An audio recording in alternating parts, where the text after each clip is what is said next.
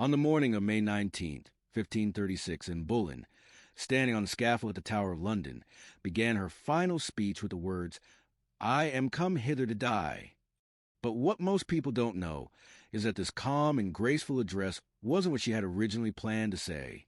And the second wife of King Henry VIII and the first English queen to be executed had been accused of adultery, incest, and high treason, charges that were, by most historical accounts, politically motivated and completely false.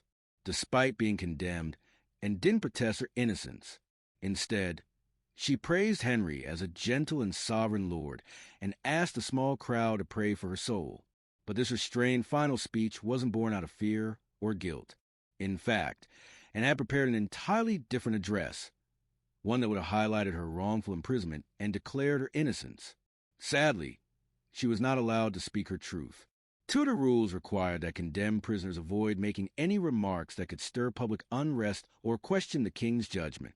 And, understanding the strict limits on her words, asked for permission to speak, but made it clear she would not say anything that might offend the king. She knew that even in her final moments, her words were controlled by forces beyond her. Her execution wasn't just about punishment. It was a calculated move to uphold the legitimacy of the monarchy, and silence, or rather her forced silence, played a role in shaping how her death would be remembered. The truth of what she may have wanted to say remains hidden, overshadowed by the careful performance she was forced to give. Another surprising element of Anne's execution was the use of a foreign executioner.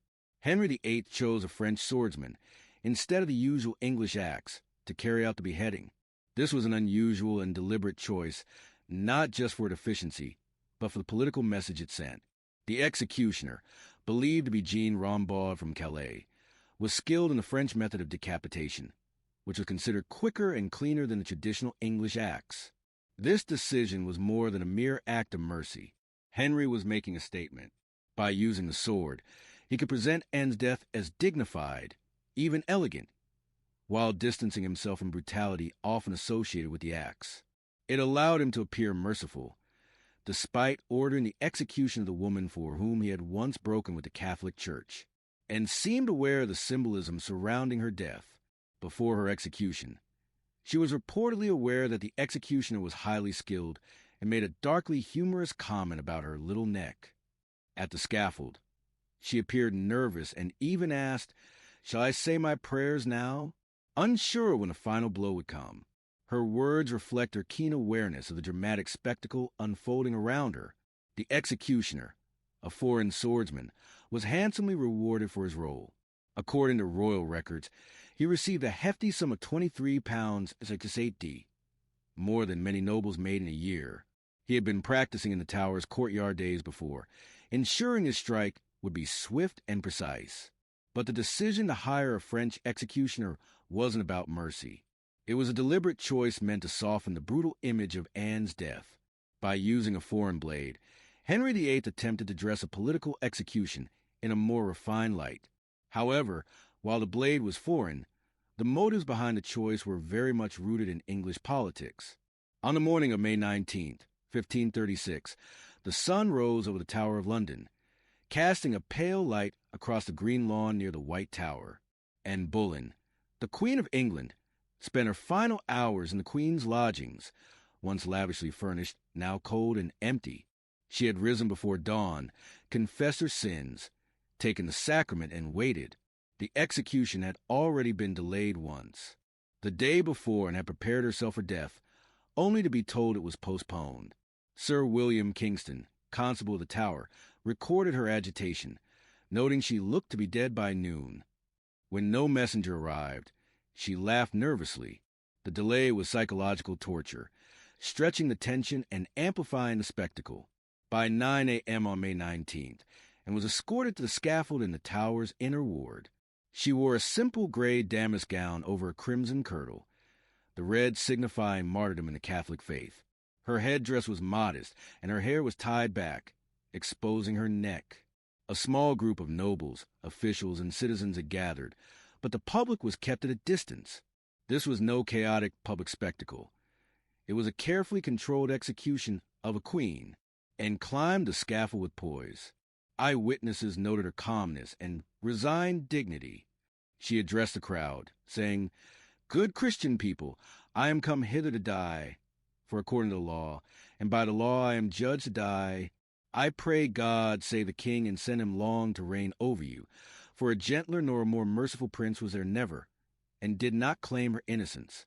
This was not surprising, as traitors were expected to submit humbly. To assert innocence in that moment would have been seen as defiance, and then knelt, blindfolded herself, and prayed, "To Jesus Christ I commend my soul. Lord Jesus, receive my soul." Her ladies wept quietly nearby, and the executioner, with a sword hidden behind him, prepared to carry out the sentence. The French executioner, according to chronicler Lancelot de Carl, called out to his assistant for the blade, as and instinctively turned her head. He stepped forward and beheaded her in one swift motion. There was no sound, just the rustle of clothing and muffled sobs.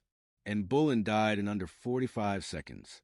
Her body was placed in an empty arrow chest and buried quickly in a nearby chapel of St. Peter ad Vincula, with no official ceremony or royal procession, just silence and haste.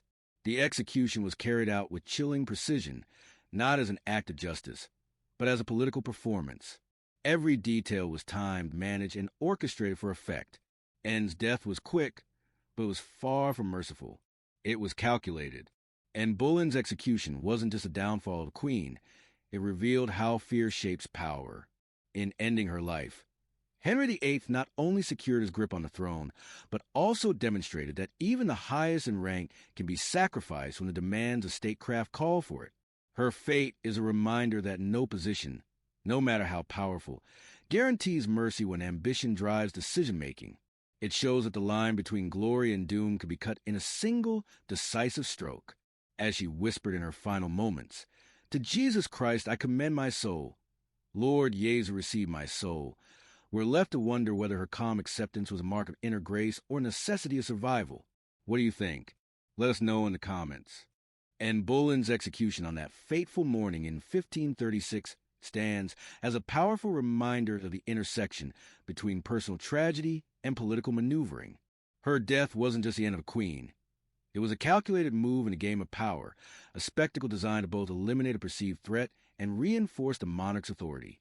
The methodical precision of her execution, the foreign swordsman, and the tightly controlled nature of the event all served a single purpose: to frame Anne's death as both dignified and necessary, a political act wrapped in the veneer of mercy. Yet, Anne's quiet dignity in the face of death raises questions about her true thoughts in those final moments.